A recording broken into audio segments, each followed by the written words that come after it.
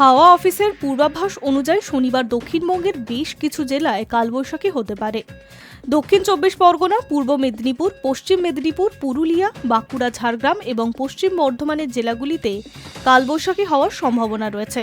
শনিবার থেকে মঙ্গলবার পর্যন্ত উত্তরবঙ্গের সব জেলায় বজ্রবিদ্যুৎ সহ ঝড় বৃষ্টির সম্ভাবনা রয়েছে।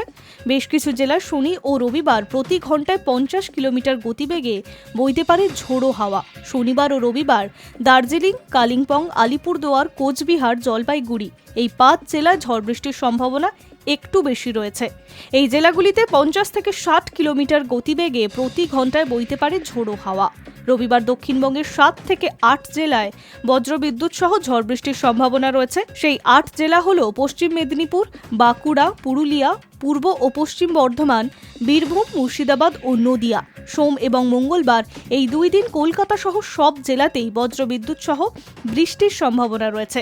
হালকা থেকে মাঝারি বৃষ্টি হতে পারে, সেই সঙ্গে ৩০ থেকে ৫০ কিলোমিটার বেগে বইতে পারে ঝোড়ো হাওয়া। এই ২ দিন দার্জিলিং থেকে মালদা, উত্তরবঙ্গের সব জেলায় বজ্রবিদ্যুৎ সহ ঝড় বৃষ্টির সম্ভাবনা রয়েছে। তবে ঝড়ের গতিবেগ কিছুটা কমতে পারে। পূর্বাভাস অনুযায়ী আগামী ৭ দিনে তাপমাত্রার তেমন কোনো পরিবর্তন হবে না। Hi news network.